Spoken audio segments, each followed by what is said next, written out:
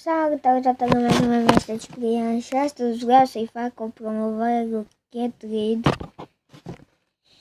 Și vreau acum să citim descrierea. Salutare și bine ați venit pe canalul meu de gaming.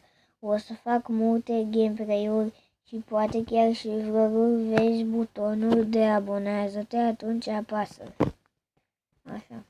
El face Cat Simulator 2, Animal Game, promovări, GTA San Andreas,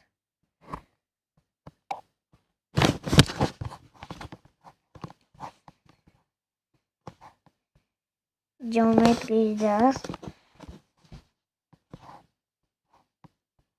Rio,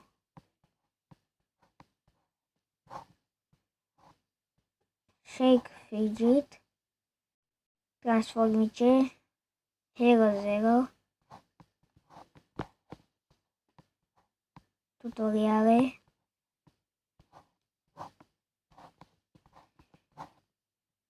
Club Penguin, agar.io,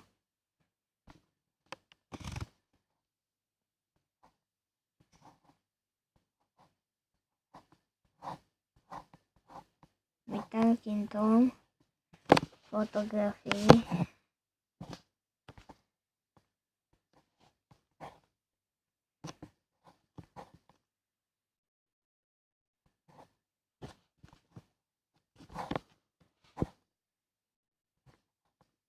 Young Todie, Destiny Free Play,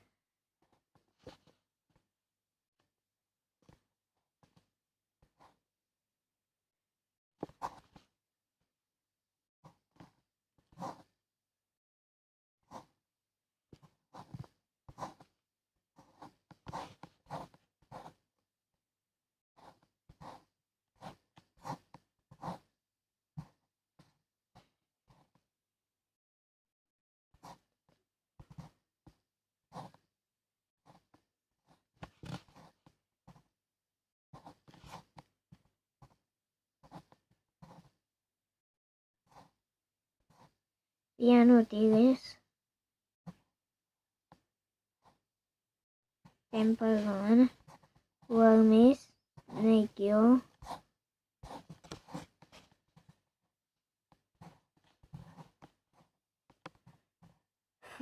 Fast Rica Fox, Shadow Fight 2, Incrim Dawn, Minecraft,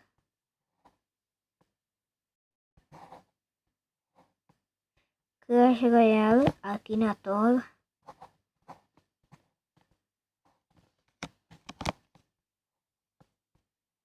Subway Surf, Smash, Neon Cat, Finger World.